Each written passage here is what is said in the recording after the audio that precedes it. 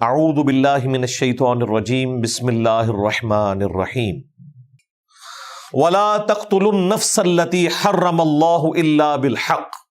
اگلی کمانڈ آ رہی ہے، اور مت قتل کرنا کسی ایسی جان کو کہ جس کی حرمت اللہ نے رکھی ہے، سوائے اس کے کہ جب اس کی ضرورت پڑ جائے، سوائے حق کے. اور حق کیا ہے وہ اللہ نے سورۃ المائدہ میں بیان فرما دیا ہے کہ دو استثناء ہیں. ان دو صورتوں کے علاوہ جو بھی قتل کرے گا وہ قتل ناحقی تصور ہوگا. نمبر 1، قتل کے بدلے قتل، قصاص کے طور پر، اور وہ بھی جوڈیشری کے تھرو ہوگا، آپ خود قانون ہاتھ میں نہیں لے سکتے. اور نمبر 2، فساد فی الارض کرنے والے لوگ، ان کا تو پھر آگے ذکر آیا سورۃ المائدہ میں ہی، آیت نمبر 33 میں، آیت محاربہ میں، کہ انہیں قتل کیا جائے گا عبرتناک طریقے سے، سولی دیا جائے گا، مخالف سمت کے ہاتھ پاؤں کاٹے جائیں گے، اور ملک بدر کیا جائے گا، ڈپینڈنگ اپون کس کس لیول کا ان کا جرم ہے. وہ قتل کے بدلے قتل والا معاملہ اور فساد فی الارض والا معاملہ، یہ دو چیزیں ایسی ہیں جن میں آپ قتل کر سکتے ہیں. لیکن اس کے سوا اگر آپ نے قتل کیا تو سورۃ المائدہ کی آیت نمبر 32 میں آیا کہ جس نے ایک جان کو بھی ناحق قتل کیا گویا اس نے پوری انسانیت کا قتل کر دیا. ایک جان، مسلمان نہیں، ایک جان. اور جس نے ایک جان کو بچایا گویا اس نے پوری انسانیت کو بچا لیا. حتیٰ کہ صحیح بخاری میں آتا ہے کہ اگر کسی مسلمان نے کسی کافر کو بھی ناحق قتل کیا جو مسلمانوں کے ملک میں رہ رہا تھا اور وہ ٹیکس پے کرتا تھا، جزیہ دیتا تھا، ذمہ تھا، یعنی اس گورنمنٹ کی ذمہ داری تھی اس کی حفاظت کرنا، اور اسے ناحق قتل کر دیا گیا، تو وہ مسلمان بھی جنت کی خوشبو نہیں پا سکتا جس نے قتل ناحق کیا، حالانکہ جنت کی خوشبو 40 سال کی مسافت سے آ رہی ہوگی. لیکن ایسا مسلمان بھی جنت کی خوشبو سے بھی محروم رہے گا. جنت میں جانا تو بڑی دور کی بات، جو کسی نان مسلم کو جو ٹیکس پے کر کے جزیہ دے کر ایک مسلمان ملک میں رہ رہا ہے اس کو وہ قتل کرتے ہیں. مسلمان کا قتل تو چھوڑ دیں، وہ تو آپ تصور بھی نہیں کر سکتے کس بڑے لیول کا جرم ہے. بخاری اور مسلم میں آیا کہ سب سے پہلے قیامت والے دن قتل کے مقدمے کا فیصلہ ہوگا. سنن نبی داؤد میں آیا سب سے پہلے قیامت کے دن نماز کے بارے میں سوال ہوگا. بخاری مسلم میں آیا سب سے پہلے قتل کا مقدمہ ڈسکس ہوگا. سنن نسائی میں آیا کہ حقوق اللہ میں سب سے پہلے نماز کا مقدمہ ڈسکس ہوگا اور حقوق العباد میں سب سے پہلے قتل کا مقدمہ. لہذا وہ بخاری مسلم کی حدیث سے سمجھ آ گیا کہ وہاں پر جو سب سے پہلے ڈسکشن کا معاملہ ہے حقوق العباد میں سے. اور جامع ترمذی میں حدیث ہے، سنن نسائی میں حدیث ہے کہ مقتول قیامت کے دن اپنے قاتل کو پیشانی کے بالوں سے پکڑے گا، اس حال میں کہ اس کی رگوں سے خون بہ رہا ہوگا، اور وہ اسے گھسیٹتا ہوا اللہ تعالیٰ کے عرش کے پاس لے جائے گا اور کہے گا کہ اے اللہ آج مجھے انصاف دلا کہ اس نے دنیا میں مجھے کیوں قتل کیا تھا. یعنی اس کا اور اللہ کا کوئی پردہ نہیں ہوگا. ظاہر ہے کسی انسان کے ساتھ سب سے بڑی زیادتی یہی کی جا سکتی ہے کہ اس سے اس کی جان لے لی جائے. وہ اللہ تعالیٰ نے انسان کی جو زندگی رکھی ہے وہ اتنی ہونی ہے، لیکن اس کا جو ایگزٹ والا معاملہ ہے ہر بندے کا ڈیفرنٹ ہے. دنیا میں قانون اس پر لاگو ہوگا اور آخرت کی سزا بھی ہوگی. پھر جامعہ ترمذی میں حدیث ہے اللہ تعالیٰ کے نزدیک پوری دنیا کا تباہ و برباد کر دینا یہ زیادہ آسان ہے بنسبت اس کے کہ کوئی شخص کسی مسلمان کو قتل کر دے. پوری دنیا میں تمام مسجدیں، تمام اللہ تعالیٰ کی حرمت کی جگہ سب شامل ہیں. ان کو تباہ و برباد کرنا چھوٹا گناہ ہے، ایک مؤمن کا قتل اس سے بڑا گناہ ہے. اسی کو سپورٹیو وہ حدیث ہے جامعہ ترمذی اور سنن ابن ماجہ میں کہ ایک مؤمن کا قتل اس سے بڑا جرم ہے کہ کوئی شخص کعبے کی اینٹ سے اینٹ بجا دے، اسے تباہ و برباد کر دے. اللہ کے نزدیک وہ چھوٹا گناہ ہے، لیکن مؤمن کا قتل اس سے بڑا گناہ ہے.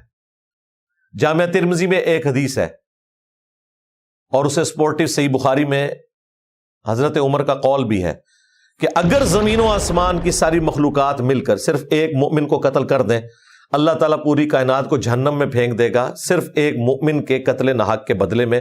یہ نبی الاسلام کا فرمان۔ اور حضرت عمر کا قول یہ ہے کہ ان کے زمانے میں ایک گاؤں میں 5 یا 7 لوگوں نے مل کر ایک بندے کو قتل کیا۔ سیدنا عمر نے ان 7 بندوں کو قتل کروایا۔ الموطا امام مالک میں وہ پوری تفصیل ہے۔ پھر حضرت عمر نے کہا یہ پورا گاؤں بھی اگر اس مسلمان کے قتل میں شامل ہوتا، اور وہ قتل کرنے والے بھی مسلمان تھے، میں پورے گاؤں کو قتل کروا دیتا۔ یہ ڈیٹرس اس لیے ہے تاکہ اس ایشو کو ایڈریس کیا جائے۔ اگر قاتل کو پتا ہو کہ میں قتل کر کے عمر قید بھی 5 سال میں پوری کر کے باہر آ جاؤں گا اگلا بندہ پھڑکانے کے لیے، جس طرح ہمارے ملک میں ہوتا ہے، تو قتل کرنے پہ لوگ شیر ہی ہوں گے نا۔ اور اگر قاتل کو پتا ہے کہ میں نے بچنا نہیں ہے، کوئی شخص سوچے گا بھی نہیں کسی کو ناحق قتل کرنے کا۔ یہاں پہ تو انسانی جان کی حرمت اتنی سستی ہو چکی ہے کہ لوگ لسانی بنیادوں پر، پولیٹیکل اختلاف کے اوپر، چھوٹے سے جھگڑے کے اوپر، بجلی کے بلوں کے اوپر بھائی بھائی کو قتل کر رہے ہیں۔ اب یہ کوئی چیز ہے جس کے اوپر کسی کی جان لے لی جائے؟ اللہ تعالیٰ کے نزدیک اتنا بڑا جرم کہ سنن ابی داؤد میں حدیث ہے کہ 2 گناہ ایسے ہیں جو اللہ نے قیامت والے دن بھی معاف نہیں کرنے۔ نمبر 1 شرک، نمبر 2 قتل ناحق۔ شرک کا تو قرآن میں ذکر ہے، ان اللہ لا یغفر ان یشرک بہ ویغفر ما دون ذلک لمن یشاء۔ اللہ شرک کو کبھی معاف نہیں کرے گا، اس کے سوا جتنے گناہ ہیں جس کے لیے چاہے گا نہ معاف کر دے گا، جس کے لیے نہیں چاہے گا نہیں معاف کرے گا۔ اس میں بھی اشارہ موجود ہے کہ کوئی ایسا گناہ بھی ہو سکتا ہے شرک کے سوا جس کے اوپر گرفت ہو، اور وہ ہے قتل ناحق، اور اس کی جڑ قرآن میں ہے۔ سورۃ النساء میں آیا کہ جس نے کسی مؤمن کو ناحق قتل کیا وہ ہمیشہ کے لیے جہنم میں جائے گا۔ اگر کوئی سمجھے کہ یہ ابو داؤد کی حدیث قرآن کے خلاف ہے کہ قرآن میں صرف شرک کا ذکر ہے کہ وہ معاف نہیں ہوگا، اس کے سوا ہر گناہ معاف ہو جائے گا، اور ابو داؤد میں شرک کے ساتھ قتل ناحق کا ذکر آیا، تو سر سورۃ النساء میں قتل ناحق کا الگ سے ذکر ہے، اسی سورۃ النساء میں جس میں ان اللہ لا یغفر ان یشرک بہ والی آیت آئی ہے، اسی سورہ النساء میں آیا کہ جس نے کسی مؤمن کو ناحق قتل کیا وہ بھی ہمیشہ کے لیے جہنم میں ہے۔ جس طرح یہ شہر مکہ، یہ حرمت والا مہینہ اور آج کا حرمت والا دن اللہ کے حضور حرمت رکھتے ہیں نا، اسی طریقے سے ایک مسلمان کی جان، مال، عزت، آبرو دوسرے کے اوپر حرام ہے۔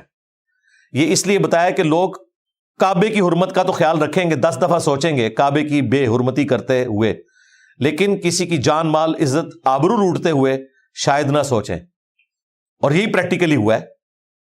حقوق العباد کو لوگ پس سے پش ڈال دیتے ہیں، حقوق اللہ کو بڑی چیز سمجھتے ہیں۔ نبی علیہ السلام کو پتا تھا، اس لیے آپ نے فرمایا جس طرح مکے کی توہین کرنا حرام ہے، اسی طریقے سے ایک مسلمان کا دوسرے مسلمان کا خون بہانا، چاہے وہ قتل کی فارم میں ہو یا اسے زخم پہنچانے کی فارم میں ہو، اس کی عزت، آبرو، مال لوٹنا، یہ اسی طریقے سے حرام ہے۔ 2 چیزیں جن کے اوپر معاشرہ کھڑا ہے، احترام جان اور احترام مال، جو نبی اسلام نے بخاری مسلم میں جو حدیث میں نے بیان کی، تمہاری جان، مال، عزت، آبرو۔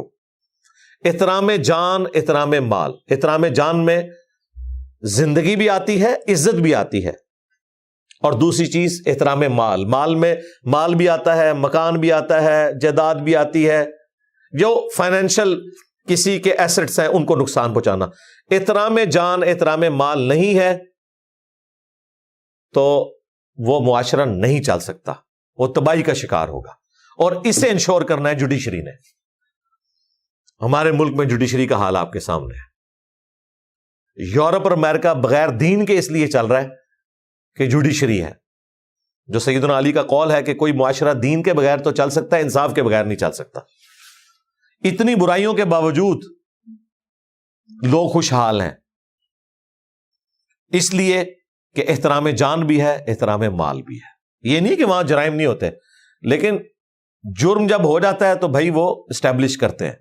وَمَنْ قُتِلَ مَظْلُومًا، اور جسے مظلوماً قتل کیا گیا، فَقَدْ جَعَلْنَا لِوَلِيِّهِ سُلْطَانًا، تو ہم نے اس کے ورثاء کے لیے یہ حق رکھا ہے، ان کے اختیار میں یہ دے دیا ہے کہ وہ بدلہ لے سکتے ہیں، خود نہیں، جوڈیشری کے تھرو. یہ انڈرسٹوڈ ہوتا ہے.